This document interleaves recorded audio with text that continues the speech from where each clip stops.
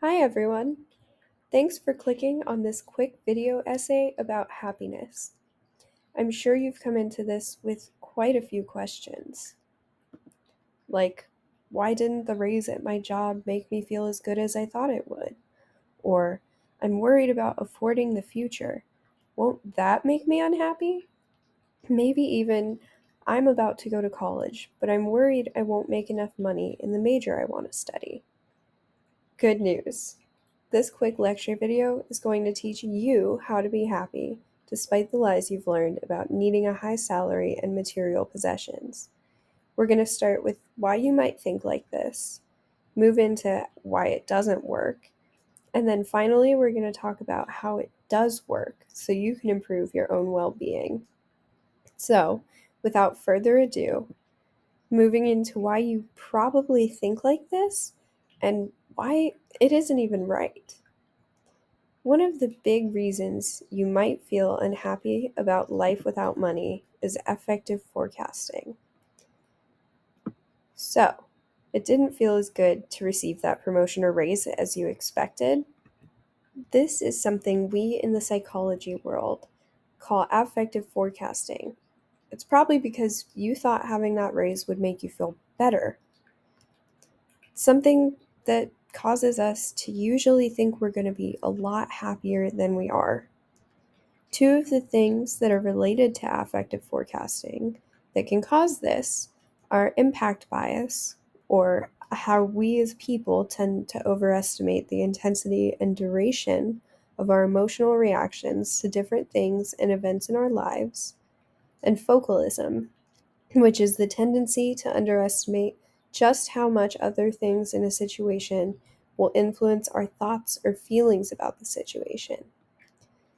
A great example of us using effective forecasting, in my personal favorite, is one that I heard in the podcast The Happiness Lab with Dr. Laurie Santos. And I highly recommend this podcast. I think it has very relatable concepts and similar to this video.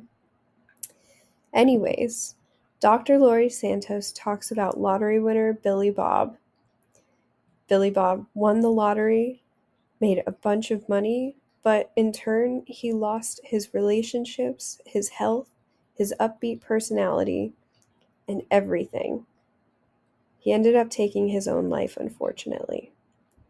While you might think that this is a crazy, out there example, it actually relates to how you may be feeling. You'd imagine winning the lottery is a life-changing positive, but in reality, it might depress you worse than before. Your prediction in this case could be as wrong as how you thought about that promotion or raise. Another thing that could be causing you to reach higher than you want to is the bandwagon effect. Our society values working hard. You might have even heard people, such as your parents, bragging about working late to finish a task or something else. It's so ingrained in our culture that it creates almost a competitive work ethic. I think that this can be blamed on this bandwagon effect. You don't want to be wrong, so you jump in and take on other people's beliefs surrounding work and happiness, which makes you less happy in the end. David Dylan Thomas has a great podcast episode about this from 2017 if you want to learn more. So, jumping back just a little bit to Billy Bob, we get a little example of reference bias that is pretty aligned with effective forecasting. Dr. Santos describes people naturally having some guilt over our feelings. Things like saying, oh, well, I'm richer than those people, so I can't afford to feel sad. And this causes internal turmoil through downward comparison.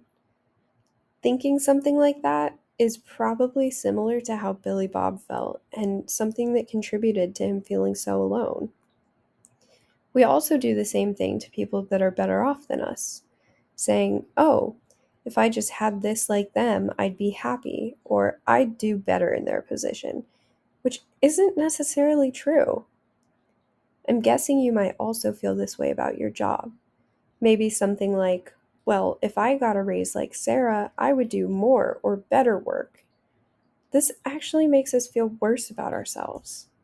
Speaking of jobs, when working hourly jobs, which many of you have probably experienced by this point in your lives, a raise isn't even the most important career shift. More important, as noted in a study from 2009, is the working environment. Having positive relationships with your management and coworkers is definitely going to improve your well being.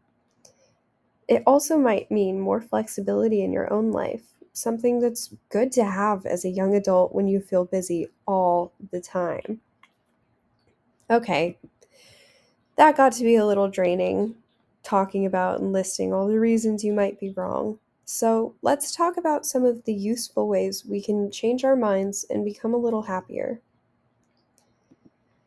One more time, we talked about the downsides of effective forecasting, but it actually can be helpful in setting reasonable expectations for our goals or giving us to something hopefully to look forward to. But wait, you might be thinking, achieving goals? One of the times when affective forecasting can come in handy is helping you make decisions. Would you feel happier taking art classes or business classes? You could decide to take art classes for the positive feeling it gives you. And even though you might not be as happy as you thought, you'd still be happier than the other option of business classes. And we are also slightly better at effective forecasting for our internal goals. Like, if I set specific times to leave my phone at home this week, I'll be much happier. Or, if I spend time at such and such workshop, I'll be so much smarter. Or, I'll be healthier if I can avoid buying ice cream this week, as a study from 2010 noted on effective forecasting. But what are these internal goals that I just mentioned, and how in the world could they possibly make you happier? Well, goals centered around your well being and happiness can produce something we like to call intrinsic rewards, meaning that when you achieve one of those goals, you feel happier or more fulfilled. I think a fun example of this that you might know already comes from the TV show How I Met Your Mother. Marshall took the job in corporate law even though he wanted to be an environmental lawyer. He eventually quit and did what he wanted before he went to Italy with his wife. And throughout that entire process, he enjoyed his life a lot more. So, put yourself in his shoes for a second. You're aiming to be a lawyer for a corporation, even though you'd love to work for a nonprofit? This wouldn't align your extrinsic goal, aka money, with your intrinsic goal of having an inclination to help those in need.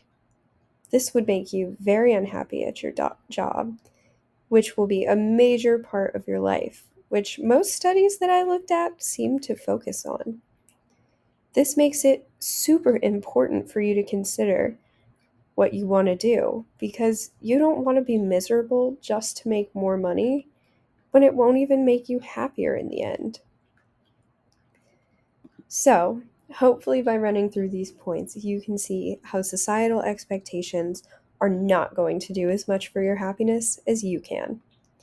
Take the advice from this video, and if any of these topics interest you, I'll have some of the resources I mentioned linked in the description so you can learn more about making yourself happy.